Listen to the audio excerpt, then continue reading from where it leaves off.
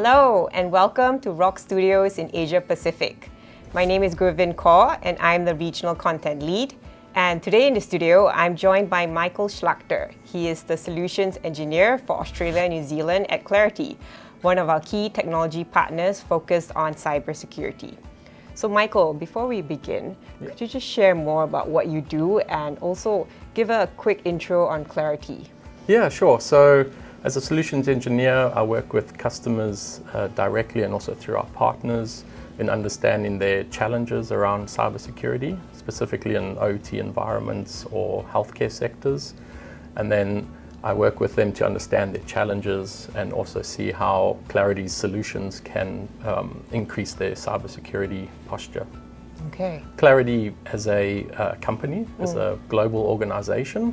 So we provide solutions that empower organizations to secure their cyber physical systems across both OT environments, across healthcare, and also enterprise or IoT environments. Okay, so today we'll be talking about cybersecurity. So one thing that is happening now with a lot of companies is they're embarking on digital transformation. So that leads to, specifically in manufacturing, more IT, OT convergence and extended Internet of Things. So how does this impact security, specifically in the critical infrastructure sectors across industries? Yeah, so when I speak to CISOs, mainly in the critical infrastructure sectors, I find that there's common challenges with the extended Internet of Things. And one of the biggest impacts is around the lack of visibility of all these devices. So if you think of it, all these devices are now being added to the networks. Companies lose track of where the devices are, how they're communicating. They could be connected to the internet, trying to download information from the vendors' websites, for example. And then that also leads into the second impact around the vulnerability and risk management of these devices. So these devices would have outdated operating systems, they'll have firmware versions that are no longer supported. So that ultimately expands the threat landscape of the organization. So Michael, talk us through a little bit more about the impact in terms of what are the consequences you have seen due to the lack of cybersecurity in the critical infrastructure sectors in Asia? Yeah, sure. So Claroty ran a survey where we interviewed various organizations across critical infrastructure. And of those, around 80% had already reported that they had experienced some sort of cyber attack or ransomware attack. And then of those, the downtime costs or loss of production averaged around $500,000 per hour. Wow. So the biggest impact there, or negative consequences around loss of production. And then also we saw a global food processing company that fell victim to a cyber attack. And what they had to do was shut down the production plants. And in Australia alone, they had 47 of these. But what else we saw was the whole supply chain was affected. So organizations supplying goods to that organization, and then also on the other end was the consumers, and they were restricted in purchasing the goods.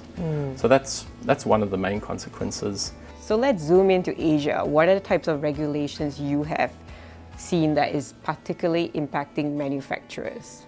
Yeah, sure. So in Singapore, for example, we've seen the CSA release the second edition of what they call the CCOP regulations, and that's specifically for critical information infrastructure.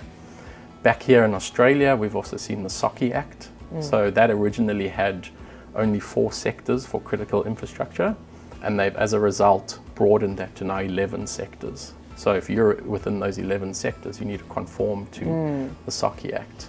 So what advice would you give to a critical infrastructure organization keen to protect better against cyber attacks and just generally become more operationally resilient? Yeah, most of the projects that I've worked on, the most successful ones have really been where organizations effectively get the IT teams and the OT teams in the same room. So that way that everyone can be on board with that cyber strategy or the cyber program that they're wanting to work with. from there, what I've also noticed is that organizations need to look at visibility as a foundation. So understand what assets you have on the networks. From there, you can start profiling them and understanding the risks of your business. And then also have a look at the CISA's website. They have what they call CPGs. So those are cybersecurity performance goals. And those are straightforward guidelines which indicate the best practices on how to secure IT and OT environments. So it's laid out there. It's a great starting point. And also, organizations mustn't feel that they're alone. It's a common challenge across all organizations on where to start, what do I do, and how do I go about securing my OT environments. Yeah, I mean, that's where Claroty and Rockwell come in. Well, thank you so much, Michael, for joining us. Yeah, and if you would like to learn more about what we're doing, you can check out rockwellautomation.com as well as claroty.com. Yeah.